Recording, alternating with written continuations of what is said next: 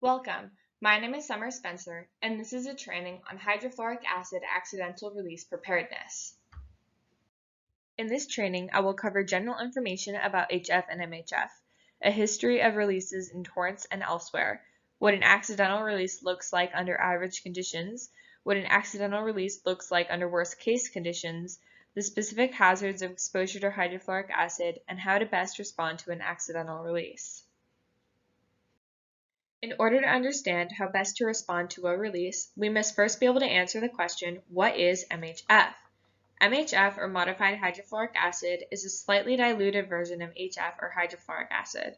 When compared, their toxicity levels are barely different. This chemical is highly hazardous and is used by both the Torrance and Wilmington refineries in Southern California for their gasoline refining processes. So how could a release occur? The main factors that would lead to a release at one of our two refineries are an overpressurization of the tanks, an overfilling of the tanks, equipment failure, an earthquake, or a refinery explosion. Any explosion or equipment failure on refinery grounds can cause a domino effect, which can lead to a release. However unlikely it may seem, releases do happen. A famous chemical release happened in Bhopal, India in 1984. The American-owned company Union Carbide released 30 tons of the poisonous gas methyl isocyanate, which was being used to produce pesticide. The release was devastating despite many engineering controls that had been put into place around the tanks. Thousands of people died directly after the release, and even more due to their injuries years later.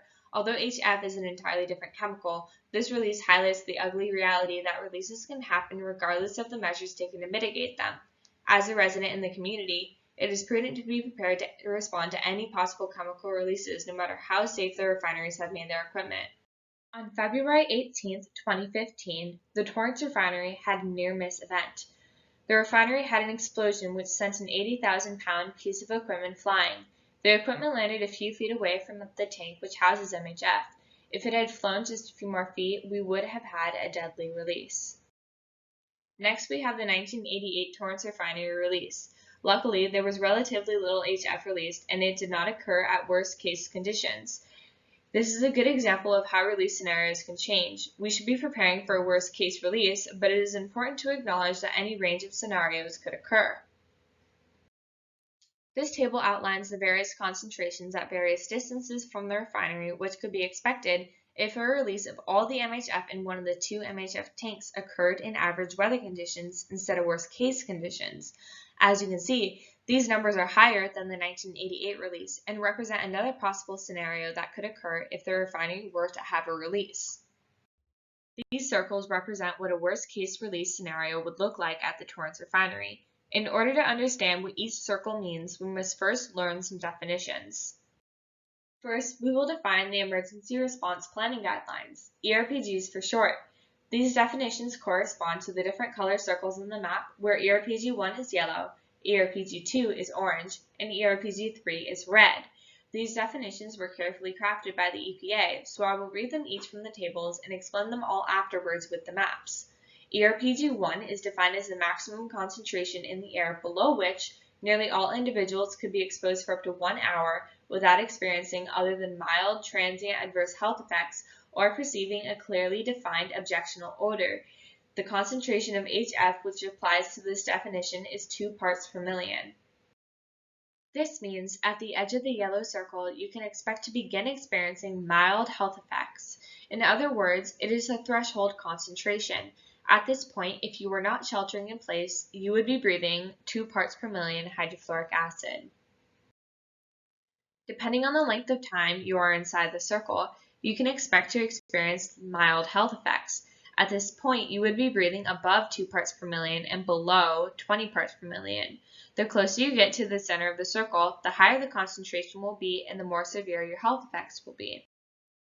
ERPG2 is defined as the maximum concentration in the air below which nearly all individuals could be exposed for up to 1 hour without experiencing or developing irreversible or other serious health effects or symptoms that could impair their abilities to take protective action.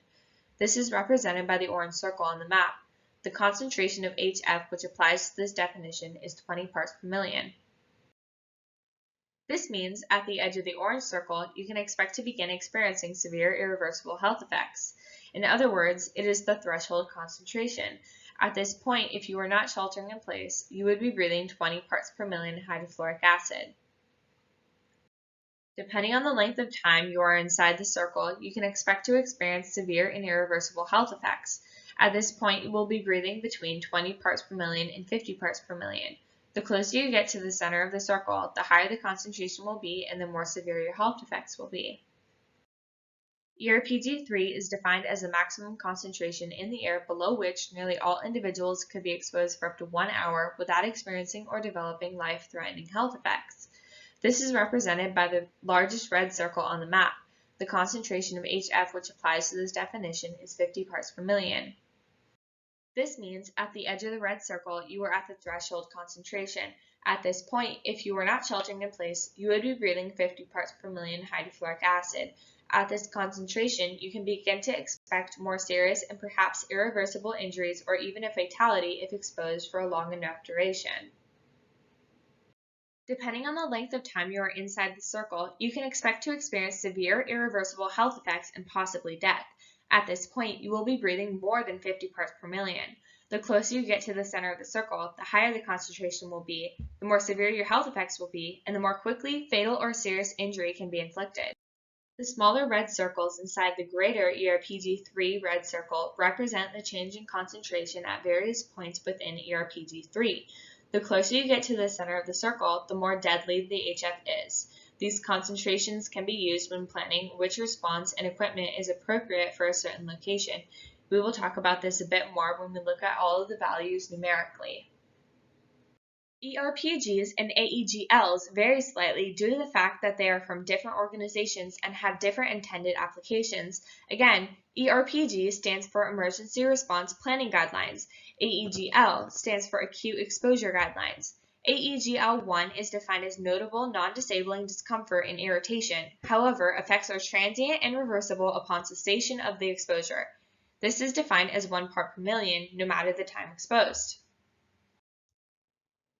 The area surrounding the yellow circle, within which you would still be breathing 1 part per million, is defined as AEGL1. AEGL1 and AEGL3 can be thought of as very similar to ERPG2 and ERPG3. AEGLs allow for a more detailed look at how the different concentrations would affect you over time. The ERPG definitions take into effect after 1 hour of exposure. AEGLs define how long each definition would take into effect at different concentrations. They demonstrate that the closer you are to the center of the circle, and the higher the concentration is that you are breathing, the more quickly you will be affected. Please note this data was gathered from Aloha modeling software and assumes a 100% hydrofluoric acid concentration to help ensure a conservative estimate of the distances for emergency planning purposes. This table represents the data on the maps numerically. It also shows what the concentration of HF would be if you were inside with a half-face respirator, or inside with a full-face respirator. As you can see, the more protections you add, the lower the concentration is that you breathe. When you lower the concentration of HF, the health effects become less severe. When preparing shelter-in-place protocols and gathering materials in preparation for an accidental release, it is ideal to be breathing the cleanest air that you can. When planning which equipment you would like to employ in your shelter-in-place protocols, you should be rounding down to the nearest circle. For example, if you live 1.9 miles away from the refinery, you should be planning to breathe around 4 parts per million in the case of a release. In this case, you would most likely want to shelter in place with a full-face respirator. When looking at the circles, it is important to understand how HF moves. As you can see in the picture below, where the red dot represents the release point, HF moves in a plume. This means that in the case of a release, it will not affect the entire area that the circles cover. Rather, it will affect a pie piece, or more accurately, an elliptically shaped subsection of that area. This image is particularly interesting because it provides a realistic expectation of how a cloud of HF would move. As you can tell, the HF plume is curved and does not release in a perfectly straight pie piece. This curved formation of the plume is due to the fact that HF moves in the direction that the wind pushes it. If the wind changes, the direction of the plume also changes. Finally, notice how the edges of the plume aren't a clean line. There are divots and bumps along the edges. When you model a release on computer software, it does its best to predict how the HF would move and to what extent the release would be. Although these models are fairly accurate, they are not perfect. The behavior of the plume may change based on many variables, including the landscape it moves over, the wind direction and speed, atmospheric stability, and temperature. This is an example of what an ellipse might look like on the maps. This picture represents the percentage of wind in each cardinal direction at different times of the year in Torrance, California. As you can see, the direction of the wind changes throughout the year, meaning that even though it would release in a plume, all areas inside the circle are at potential risk. Some of the symptoms of exposure to hydrofluoric acid are irritation of the nose, throat, and respiratory tract, severe chemical burns to the respiratory tract, fluid accumulation in the lungs, irregular heartbeat, rapidly worsening difficulty in breathing, and coughing. Fatalities may also occur. Severe short-term exposures may result in long-lasting effects such as shortness of breath and pulmonary emphysema. You may also experience laryngitis, laryngospasm, chest pain, congestion, pneumonia, wheezing, partial or complete lung collapse, and acute respiratory failure.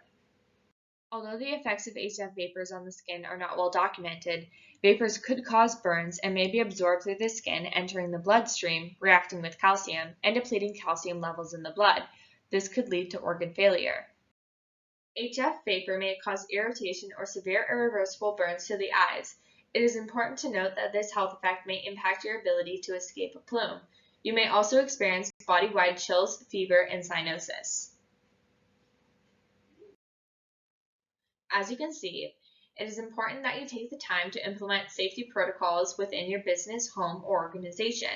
After you decide on your protocols and put together your kits, you will need to take the time to go over your materials with anyone who could be using them. Understanding what to do in the case of a release just could save your life. Planning and practicing your procedures can lead to faster reaction times, help facilitate teamwork, and prevent panic in the case of a release. It is a good idea to use an organizational sheet which designates tasks in shelter rooms to specific people who may be responding. I hope you found this video helpful. Thank you for listening and taking the time to learn a bit more about hydrofluoric acid and making our communities safer. For more information about this topic and constructing your own protocols and kits, please visit the link in the description.